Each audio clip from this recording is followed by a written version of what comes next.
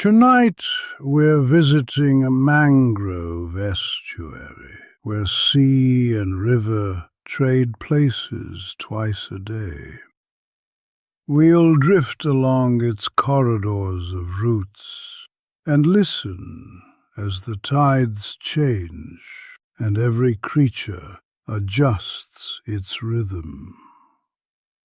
The path begins at low tide, when the mangrove stands reveal their ankles, and the shore is a quilt of gleaming mud. A fine salt smell rides the air, and mixes with the sweetness of leaf litter. You can see the trees' breathing roots thrusting up like small pipes, each one a periscope for air. The ground looks stitched together by roots and burrows and the delicate tracks of crabs. A heron steps between the knobs of nematophores with priestly care. When it pauses, even the breeze seems to pause with it. Far off, a mullet flicks at the skin of the creek with a silver slap. The sun leans low, and the water left behind in shallow pans glows like metal. Somewhere under the roots, a tiny shrimp clicks.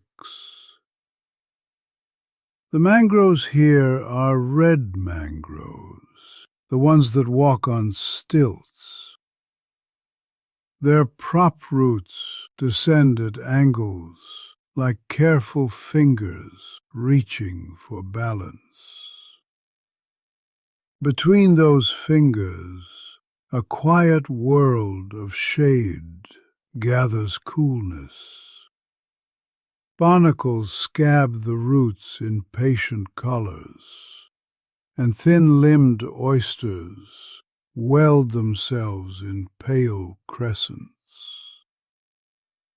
When you rest your palm against the bark, it's firm and warm and faintly damp.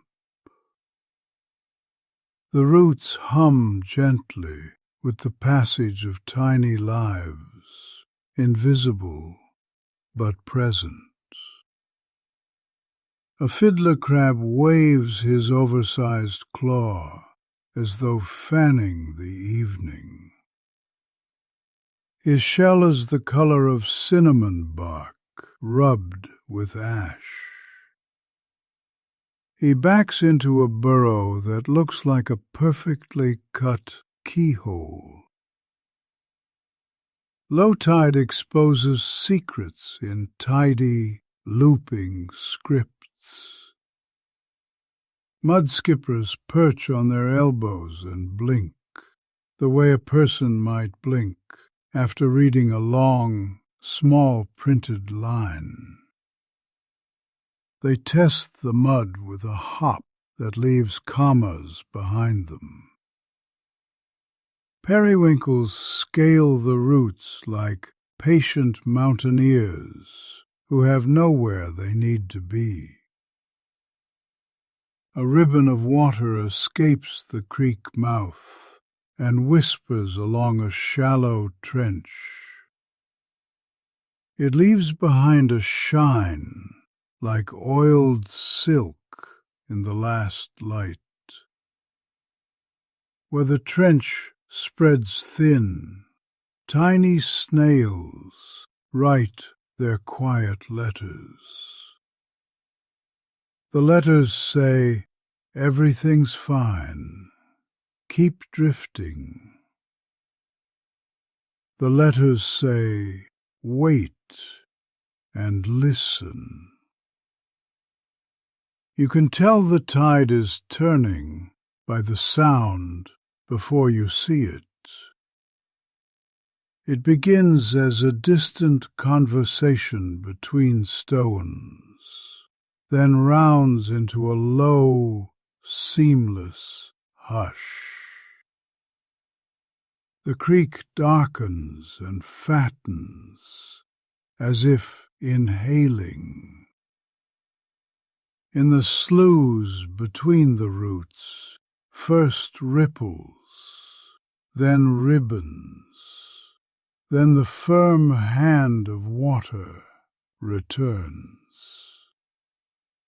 The crabs stop waving and step aside. Barnacles open their doors and start their small fans. The oysters, all muscle and memory, sip with an unhurried purpose. Even the heron trims its posture and steps back to a higher seam of mud. The smell of salt strengthens, immediate and welcome. With the water comes coolness that travels along your wrists. It carries far voices from the bay. A gull's remark, a fisherman's engine flattening to a purr. Mangrove leaves tilt to catch a new balance of light. The youngest leaves are lime green and soft, like the inner side of a lime rind. Older leaves are lacquered and tough, salt crystals sparkling on their undersides. A drop of brine beads and falls, precise as a metronome tick. The creek's skin gathers the last apricot of the sky and tucks it under a rippling veil. Minnows enter like punctuation, quick and bright. A blue crab lifts his serrated fists and drifts like a cautious kite. As the tide deepens, shadowed rooms open beneath the roots. Mangrove snapper glide in, their flanks banded as if sewn from evening.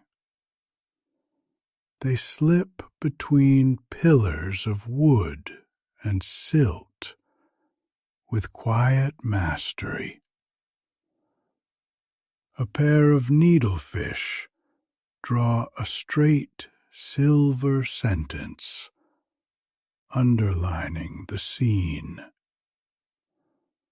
Somewhere, a ray fans dust from the floor and leaves a perfect oval. The water mends itself behind each motion like cloth. You could sit for hours and watch the stitching never reveal a seam. A mangrove jelly pulses like a slow thought, hood veiled by tiny white commas. Even the bubbles seem to know where to go. On the bank, a black mangrove shows off its different way of breathing. Its pencil roots stand like a miniature forest, each stem a straw for air. At high tide they vanish. At low tide they rise again like a congregation. The leaves flash two colors, green above, silvery beneath. A modest kind of glamour. Tiny flowers, cream and spare, perfume the air more than their size suggests. Bees arrive, soft and busy, untroubled by the moving edge of sea. A kingfisher rattles past, bright as a bead on a string. It posts itself on a branch and becomes a quiet wedge of blue. Then it detonates into motion, and the creek swallows the surface again. Night collects slowly, charcoal laid in layers. The incoming tide rounds the mud banks and begins to slurp at the last exposed shelves. A small boat drifts by, without a motor, guided by a pole and an easy arm. Its hull makes a smooth shush, like pages turning. The person aboard hums a tune that might be a tune, or might be the river. They touch the pole to a root and pause as the current carries them sideways. For a moment, they seem fixed.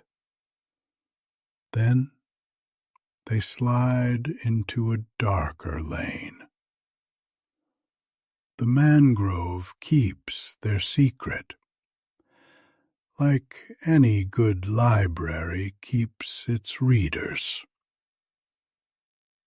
On the far side, a light on a dock comes on and hollows a warm circle in the air. At full tide, the forest feels taller. The prop roots disappear to their knees, and new thresholds open. You can see where the water braid dresses the trunks in a slick sheen. Phosphorescence stirs at the oar tip, a blue bruise blooming out and fading. Every stroke writes a brief galaxy that forgets itself in seconds. Shrimp keep time with quick, crisp snaps that sound like faraway twigs breaking. The sound gathers and fades again. A friendly static. Fish thrum under the hull with the blunt confidence of neighbors. The sky lies so close on the creek, you could believe the mangrove holds it in its hands. High up in the branching maze, a night heron grunts like an old hinge. Bats unhook from the underside of palmetto fronds and take the dark into their mouths. Somewhere, something drops a seed, and it plips like a soft pebble into the flood.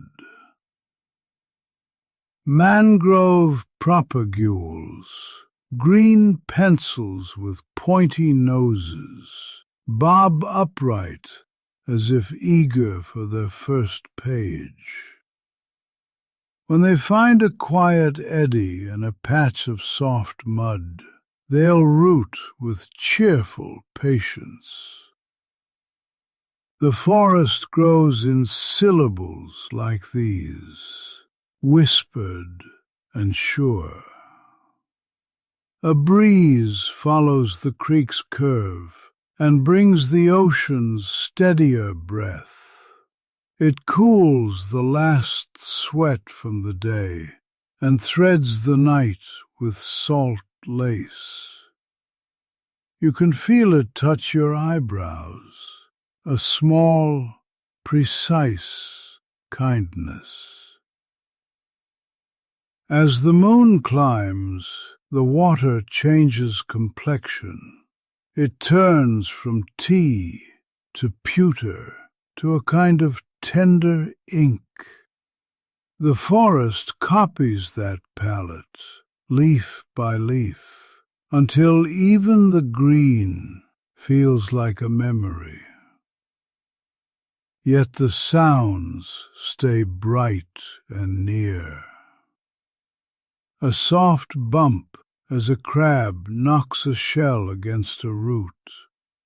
A gentle crackle where periwinkles graze on algae like meticulous librarians.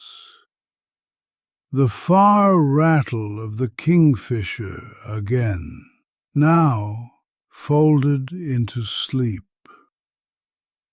A ribbonfish yawns at the surface and writes an S, then sinks, satisfied. Above it all, the tide rests at the top of its long inhale. The world holds the breath without strain. On the outgoing tide, the creek loosens its shoulders. Current collects speed and finds the old grooves it knows by heart. The mangrove's knees reappear, shining and new, as if just carved. Grass along the shore combs itself backward and hums with tiny friction.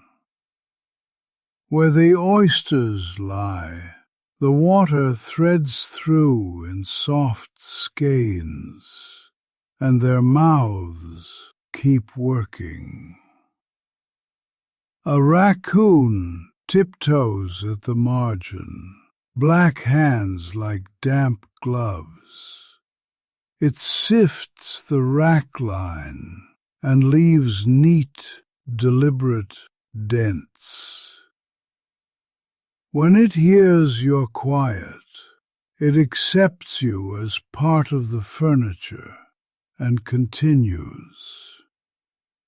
Its ringed tail draws a question mark across the air. Now the creek is all silk ropes, and the knots begin to show. Sandbars blink open like polite eyes. The crabs pour into daylight again in a neat brown rustle. The heron returns, old magistrate of the shoals, and resumes its quiet trial of fish. Needlefish return to their silver lines, each a one-syllable sentence. The mangrove jelly drifts lower and bumps the shadow of a root, then apologizes with a pulse. Sunlight climbs the trunks in equal measures, slow and certain. Salt dries to a film you could sign your name in with one careful finger. the name would read for a moment. Tide. By midday, the water is low enough that the forest's architecture looks almost urban.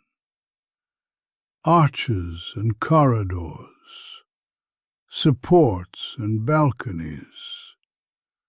Every angle a kind of built grace. Tiny crabs colonize a damp wall and look like moving punctuation.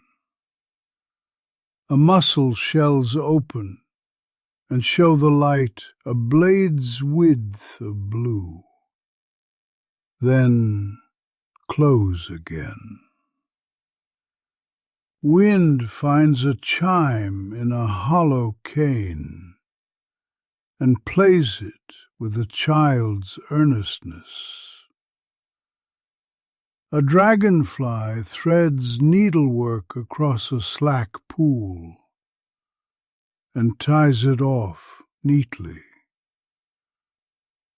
The pool keeps the sky safe while the tide is away. The mangrove keeps everything else safe just by standing there. Its quiet is a work of muscle and devotion. Afternoon brings a heat that tastes faintly of copper. Leaves tilt, and the black mangrove's silver undersides flash like the flip of fish. In the shade, the mud holds a coolness it refuses to spend all at once. A crab hole slopes down with the clean edge of a hand-carved flute. If you lean close, you can hear water speaking in a small, conversational fizz. A mullet panics across a puddle, then remembers itself and rests. A little egret, trim and certain, plucks a glass shrimp and leaves only a ripple. The ripple trips over a stick and becomes a soft circle. Everything seems well rehearsed, but not tired of the play. Evening returns as a long, gentle dimmer rather than a switch. The incoming tide begins its second entrance, unhurried and precise. It tests the day's footprints and begins to edit. Here a comma, there a smoothing hand. Here a paragraph pared back to glareless gloss.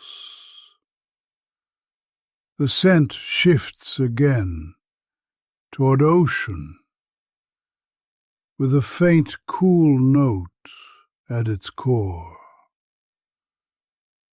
You can feel the turn before you see it, the way a house can feel when someone loved arrives. Minnows write new footnotes at the margin. The mangrove gathers its shadows around its feet like a careful skirt.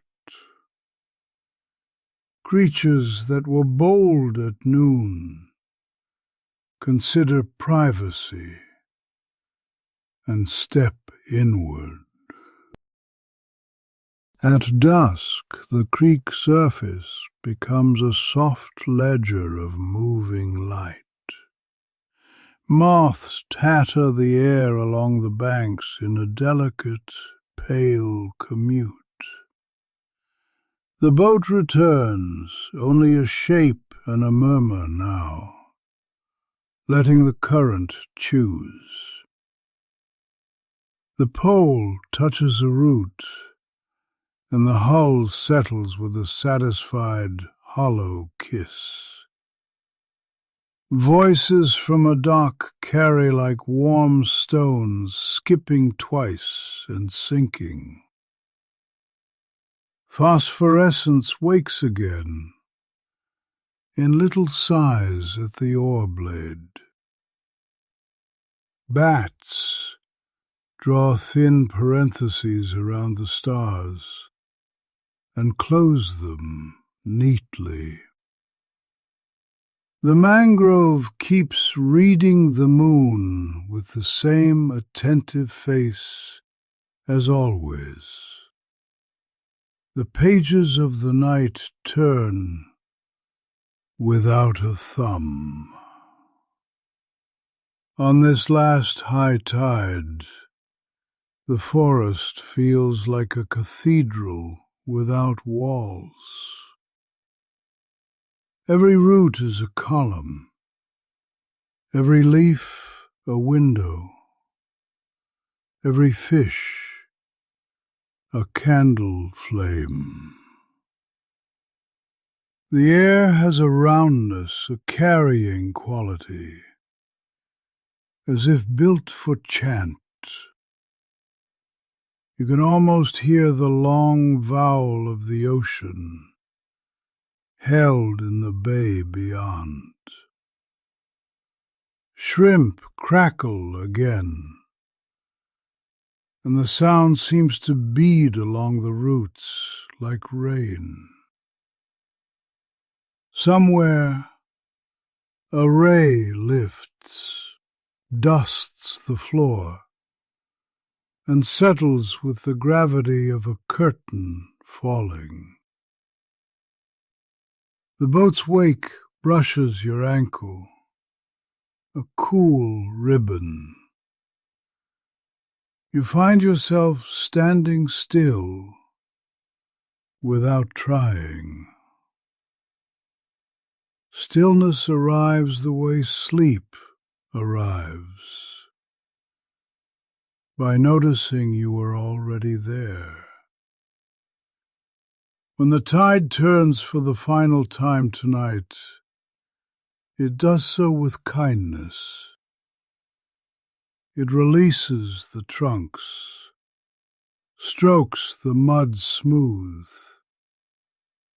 and leaves gifts in the rackline. A curl of eelgrass like a green ribbon, a shell with a hole that fits a string, a seed that has decided on a new life and points the way with its little nose. The moon steps higher, and the creek's ink takes on a thin silver cusp. A night heron releases a single syllable that lands and settles and is done. The mangrove breathes out through its thousand straws, easy and slow. The ocean answers from beyond the reach of the branches. Between them, everything rests. And if you walk the margin now, you'll hear the creek gliding under its own thoughts. You'll feel the leaf cool on your forearms and the salt cool on your lips. You'll see the root world readying for sleep, open in the places that must be open, closed in the places that demand rest. The last ripples hide their shining under the first skin of night. The crabs seal their doors with tidy care. The heron tucks its neck like a question safely answered. Even the boat, tied to a quiet ring in a root, nods and agrees. The mangrove keeps watch without effort, knowing both arrivals and departures are a kind of grace. Tomorrow, the same, and also new.